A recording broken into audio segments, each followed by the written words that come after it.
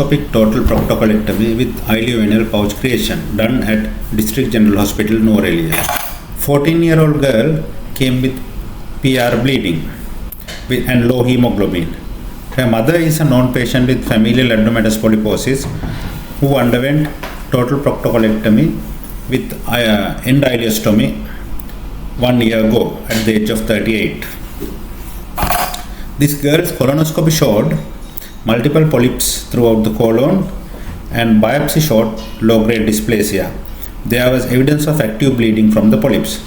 As the patient was symptomatic with PR bleeding and hemoglobin was dropping, MDD discussion with the experts suggested total proctocolectomy, and this patient wanted a pouch creation without a permanent stoma. This was the port placement for this surgery. We used 5 ports with a 10 mm 30-degree camera at the umbilical port. Patient was kept in modified Lovett-Davis position.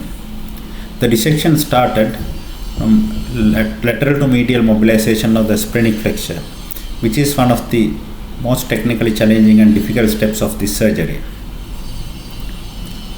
Progressive mobilization of the splenic flexure done without causing any bleeding at the splenic hilum.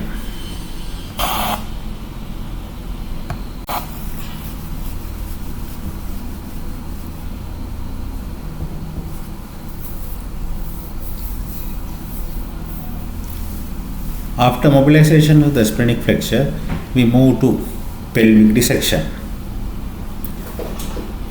Medial to lateral mobilization of the sigmoid colon while localizing the IMA pedicle was done. We frequently change the patient position according to the site of the surgery.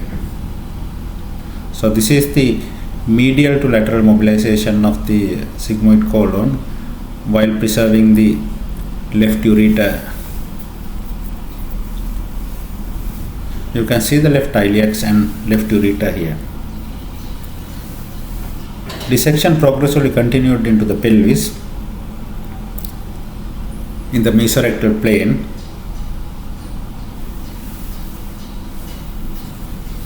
Progressive mobilization of the either side of the pelvic walls done. We lift the uterus up with a straight needle.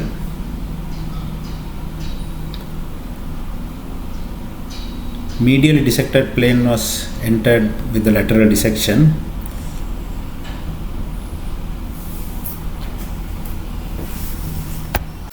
This is left lateral dissection of the rectum. You can see we are progressively entering the pelvis here.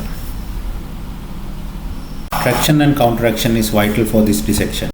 After mobilizing the posterior and right and left sides, now this is the anterior dissection.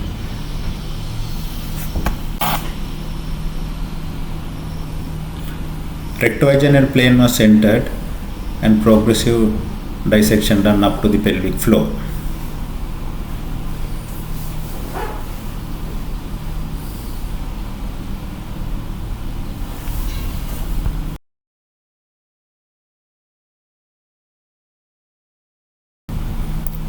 This is the further dissection of the pelvis.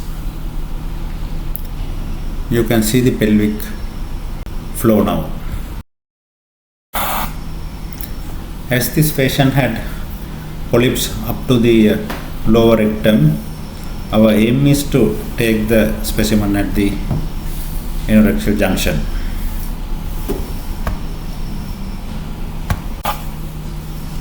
Colon, medial to lateral mobilization done. And this is the lateral mobilization of the left colon. Once the medial to lateral mobilization of the left colon done, it's easy for this lateral dissection. This is dividing the lateral attachment of the left colon and meeting the splenic flexure mobilization plane. The right colon Again, lateral to medial mobilization was carried out. This is near the hepatic flexure. You can see the duodenum, and we stayed very close to the colon there. This is the mobilization of the transverse colon, which is separated from the gastrocolic ligament using energy device. One was kept slight head up for this dissection. Transverse colon was mobilized up to the hepatic flexure. Mobilized up to the hepatic flexure, where the dissection plane of the right colon mobilization was met.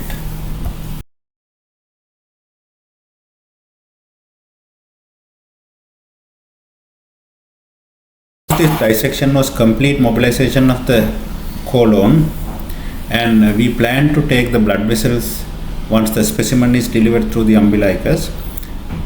The reason for that was the hemologs and the liga clips were not available at this unit during the time of this surgery.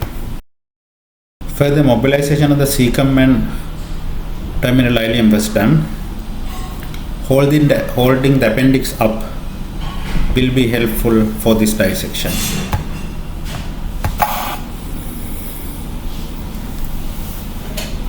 This is completely mobilized right colon. You could see the duodenum clearly, and bowel is now easily coming into the midline.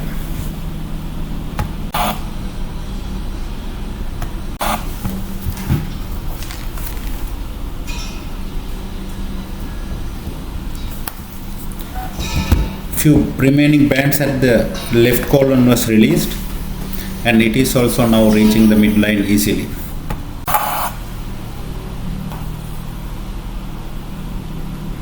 This is again looking at the pelvis. Our aim is to reach the pelvic floor, and we want to divide the bowel right at the pelvic floor at the anorectal junction. Endo-GIA blue staplers was used to divide the bowel at the anorectal junction. Once the stapler was closed, we confirmed the distance with a digital rectal examination. Bowel was divided with 2 firings of the stapler. Alexis retractor, which has a wound protector, was put with a small umbilical incision, and specimen was delivered through this incision. Mobilized entire large bowel was taken through the umbilical port. Vascular pedicles were taken close to the bowel. Proximal bowel dissection was done at the terminal ileum.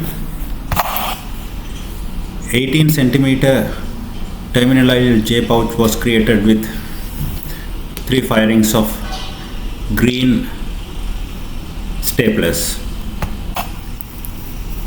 Anterior layer of the pouch was resutured with interrupted 3-knot polydioxone sutures. This is to confirm the orientation during the laparoscopic stapling as well. Size 25 circular stapler was used. End mill was secured at the end of the J pouch. Gun was taken through the rectal stump, and laparoscopic end-to-end anastomosis was done. Once the end mill was fixed to the gun, proper orientation is a must, and the interrupted sutures we put at the anterior layer of the anastomosis is very helpful to keep the orientation correct. Test was performed, which was negative. 24 French gauge drain was kept in the pelvis, and it was taken through the supraumbilical port. Defunctioning loop ileostomy was created on the previously marked ileostomy site on the right iliac fossa. This girl had an uneventful recovery. and discharge on the post-operative day 7.